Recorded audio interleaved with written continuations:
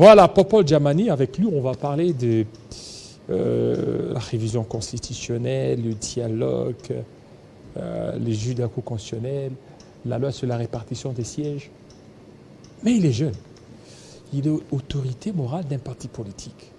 Bienvenue. Merci beaucoup. Monsieur Popol Djamani. Popol Djamani. AVR. Alliance de valeurs républicaines. Autorité morale du parti Président politique. national de ce parti. Aujourd'hui, le 30 juin, nous allons fêter 5 ans depuis la création de ce parti. 5 ans. Oui. Vous avez des députés? Nous avons créé ce parti, nous avons mis en nous le parti après les élections de 2018. Quelle obédience? Nous sommes sentinelles des institutions politiques. Ni Igno sacré? Sentinelles des institutions politiques. Ça veut dire quoi? Mais ça vous, les politiciens, vous utilisez des termes. Ça veut dire que nous sommes là pour veiller à ce que les institutions de la République démocratique du Congo soient conformes aux us et coutumes. Aux us et coutumes. Ouais. Alors, la République démocratique du Congo, il y a d'abord la loi sur la répartition des sièges qui a été vraiment contestée parce que l'opposition n'a pas pris part. Et tel que ça a été débattu à l'Assemblée nationale, est-ce que ça présage la bonne tenue des élections? Bon, déjà pour nous en tant que sentinelles des institutions et partis politiques, nous avons depuis 2019 alerté la classe politique dirigeante, mais aussi la communauté internationale que les élections au soir de 2023 ne vont pas se tenir, étant donné que beaucoup d'éléments ne vont pas pris en compte. Ça ne va pas se tenir? Oui. Vous vous rappelez que le président de la République, lors de sa prise de fonction sur sa tribune, avait estimé qu'on devait réviser la Constitution pour pouvoir revenir à 2 tours. À ce moment-là, le parti Alliance de valeurs républicaines avait jugé bon de commencer à accompagner les acteurs politiques sur un processus de révision de la Constitution. À ce jour, j'entends dire de gauche à droite qu'il faut réviser, il faut changer carrément la Constitution. C'est déjà qui poserait un problème si le président de la République organisait les élections aujourd'hui, parce qu'il ne pourra plus se représenter. Il ne pourra plus se représenter. Donc au jour d'aujourd'hui, que l'Assemblée nationale et les Sénats ont élaboré la répartition de sièges, nous estimons que ce sont des instruments, mais pour nous, en tant que parti politique, nous pensons que les élections vont être reportées. D'autant plus que nous ne pouvons pas aller aux élections en période de guerre. Mais comment ça sera reporté? Parce que déjà, le 26, c'est la convocation. Donc c'est les dépôts, vous l'avez dit, les dépôts pour la députation nationale. Il faut dire, rappeler ici qu'avant le président Denis Kadima, nous avons eu Corneille Nangaa qui était président de la centrale électorale. Et donc, à ce titre-là, nous avons eu le défunt Malou Malou, avec qui nous avons subi le report des élections. Donc, les reports des élections en République démocratique du Congo ne posent plus tellement un problème. Maintenant, ce qui est important de savoir, c'est quels sont les cadres juridiques pour qu'il y ait report. Vous comprenez? En 2016, le président, aujourd'hui sénateur à vie, Joseph Kabila, avait estimé que quelques localités étaient occupées. Raison pour laquelle il avait estimé qu'il fallait qu'on se retrouve sur une table pour pouvoir négocier avec les forces en présence. Mais au jour d'aujourd'hui, nous avons 3 territoires occupés. 3 territoires occupés. Donc, laisser le président de la République, Félix-Antoine Tshisekedi, aller organiser les élections, c'est vouloir accompagner, c'est vouloir le laisser violer son propre serment au terme de l'article 73, 74 de la Constitution.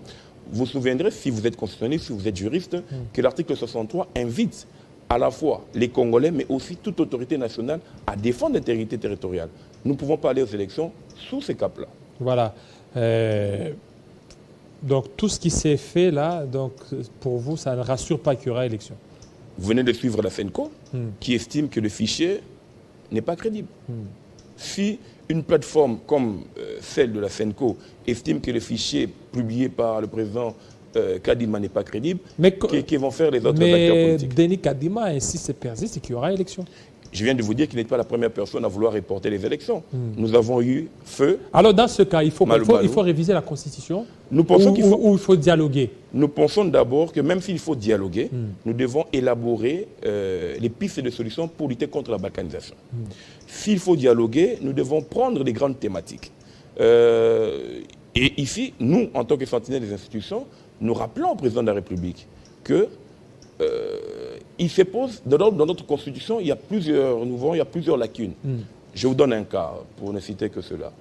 Est-ce que vous savez que dans cette Constitution, l'actuelle Constitution, lorsque le candidat président de la République déclaré vainqueur par la CENI, confirmé par la Cour constitutionnelle, défait d'avant la prestation de serment. Comment est-ce que nous allons nous comporter? Donc rien n'est prévu. Rien n'est prévu. Lorsque, aujourd'hui, le président Tshisekedi décide de manière unilatérale, personnelle, qu'il ne va plus se représenter, il devient sénateur à vie au terme de l'article 104, je crois le 5e alinéa. Et si après 5 ans, il estime qu'il a un mandat qui lui restait, vous allez lui dire qu'il est devenu sénateur à vie. Donc, l'article 104 n'a pas stipulé comment est-ce qu'on devient sénateur à vie. L'article veut, la disposition, l'alinéa, dit qu'à la fin de son mandat, le président de la République, élu, devient sénateur à vie. Mais c'est celui qui fait un mandat ou celui qui fait 2 mandats? Et nous pensons que ces grandes questions-là doivent être remises en cause et amener la classe politique à réviser la Constitution. Le sénateur à vie, Joseph Kabila aujourd'hui, a connu 2 régimes constitutionnels. Le premier en 2006, où les élections étaient à 2 tours. Le deuxième, c'est en 2011, où les élections étaient à 5 tours. Mais aujourd'hui, le président Tshisekedi, s'il organisait les élections, avec le climat qui se passe, avec l'insécurité qui se passe, il ne sera plus à même de pouvoir jouir lorsque sa famille politique voudrait réviser la Constitution après son élection. Et nous estimons que ça, ce n'est pas normal. Donc il faut réviser la Constitution. Nous voulons réviser la Constitution parce que nous pensons... Et vous ne touchez pas les dispositions ayant trait à la nationalité? Non, ça, les Congolais ont déjà tranché.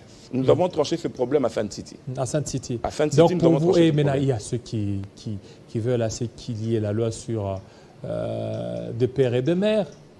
Mbosso n'a pas pu aligner cela. Il n'y a pas eu de débat. Non, et vous, en tant qu'analyste, comment vous...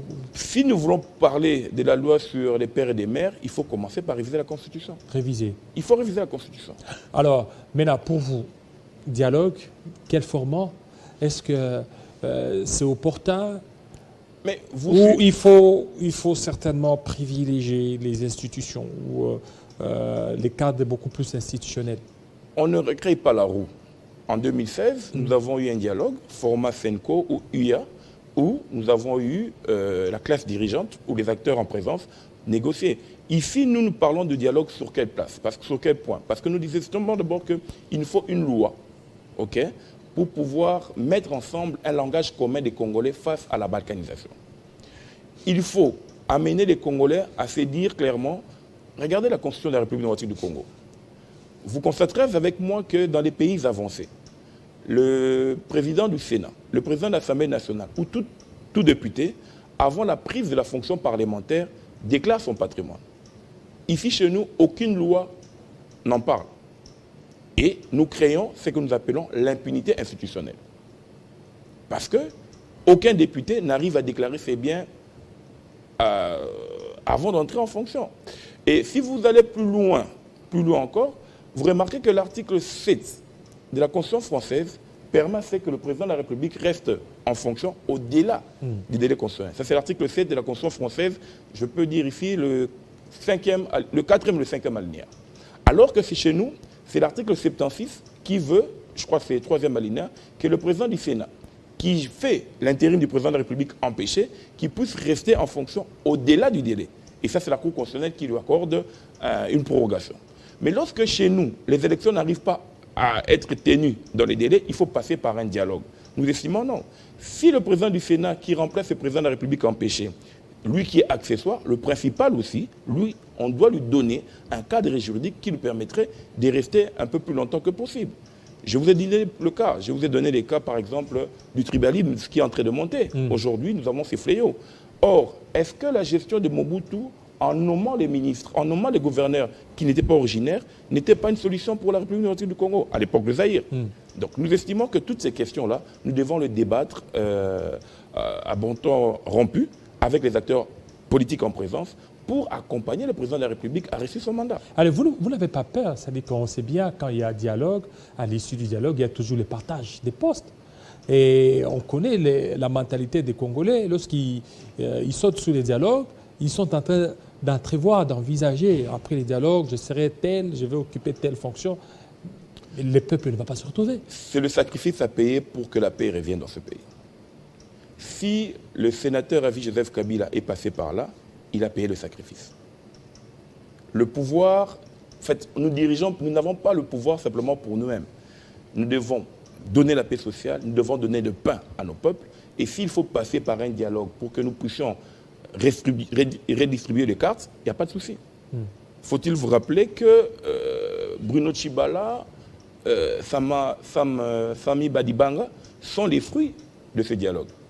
Donc au jour d'aujourd'hui, nous pensons que demain, si il y a réconfiguration du jeu politique, parce qu'on ne peut pas tenir les élections le 20 décembre 2023, puisque je vous rappelle ici que nous avons adressé une lettre au président de la CENI, le président Denis Kadima. Nous lui avons expliqué que les juges de la Cour constitutionnelle risqueraient de tomber hors mandat, surtout ceux ici du Congrès.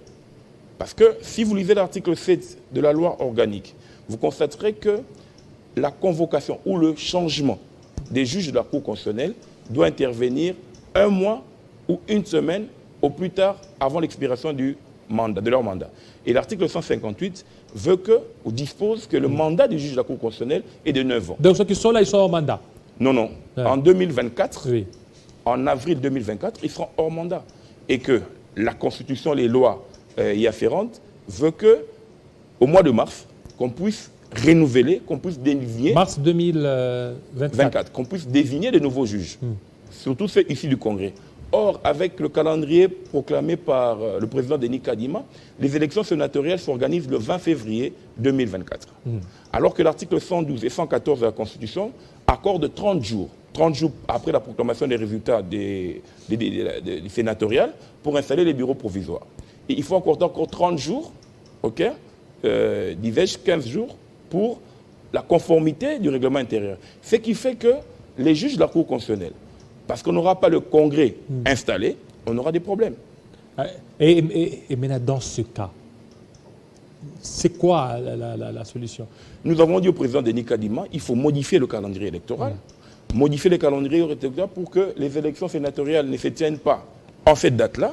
Parce qu'il faut rappeler qu'en 2015, nous avons eu une Assemblée nationale renouvelée et un Sénat non renouvelé.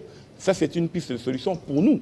Parce que nous estimons que si nous ne le faisons pas aujourd'hui, et si nous n'en parlons pas aujourd'hui, la classe politique, à ce moment-là, va se réveiller. Mais aussi, nous rappelons à ceux de l'opposition qui veulent voir la Cour constitutionnelle changer, que nous puissions attendre, parce que déjà, je rappelle ici que le 9 ans de membres de la Cour constitutionnelle termine le 3 mars 2024, au terme de l'article 7.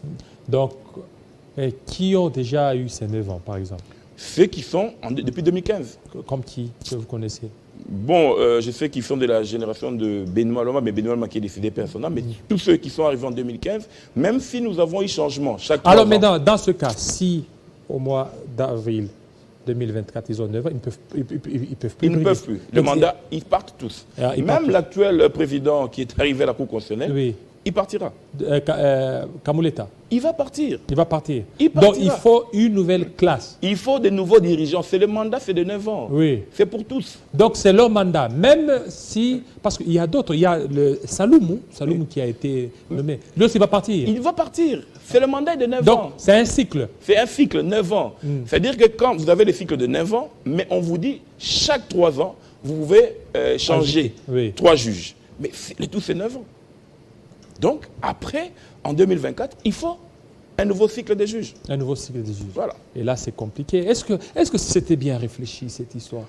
Bon, c'est pourquoi nous disons que nous appelons les acteurs politiques à voir, parce qu'il faut rappeler ici que la Cour constitutionnelle, c'est les juges constitutionnels pénals du président de la République, c'est les juges de la conformité de loi.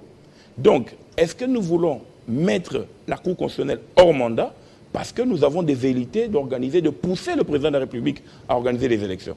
Parce que ceux qui sont au niveau de l'Union sacrée, que je respecte parce que c'est leur point de vue, veulent à tout prix que nous organisons les élections dans le délai. Mais ceux-là aussi ne veulent pas que le président de la République puisse modifier la Constitution à son premier mandat. Parce que si le président Tshisekedi arrive à modifier la Constitution dans son premier mandat, il rentrera dans la catégorie de sénateur Joseph Kabila qui aurait bénéficié de 2 régimes constitutionnels pendant le mandat. Donc ça veut dire que si on modifie la Constitution, au jour d'aujourd'hui, le président Tshisekedi commencera un nouveau mandat et il pourra avoir un autre mandat. comme le sénateur a vu Joseph Kabila. Mais Joseph Kabila, il a respecté, non? Non, non. Mais par contre, ça dit qu'on a modifié, il devrait aussi faire même un troisième mandat. Il est potentiellement candidat.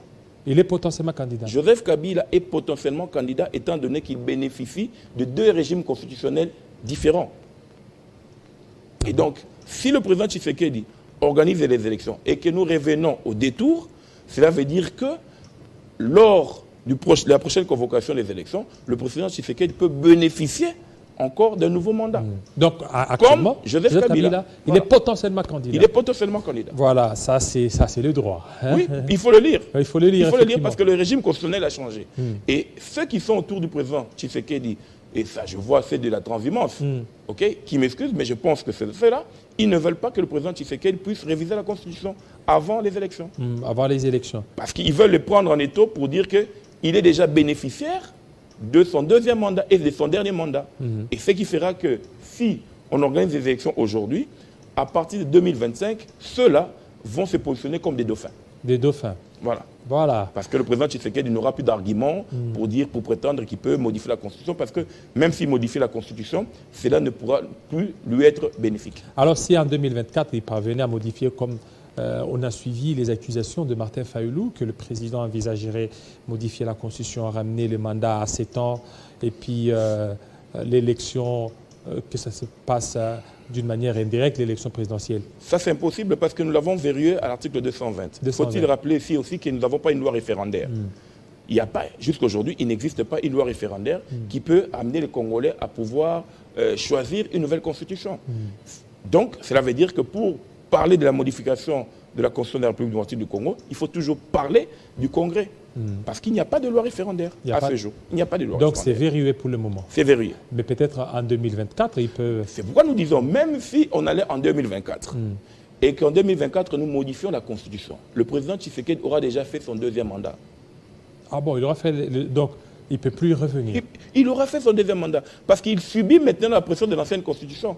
Et donc la nouvelle Constitution, c'est pour le candidat à venir. Le candidat à venir. Voilà, ça c'est bien dit. Merci à vous, M. Avrer. AVR, Alliance de valeurs républicaines. Voilà, AVR. Merci surtout de votre passage pour de pertinentes analyses. Hein. Merci beaucoup. Merci. Alors nous vous aurons, ça c'est bien fait dans nos différentes émissions. Soyez les bienvenus. C'est moi qui vous remercie. On est là. Voilà, on passe à autre chose tout de suite.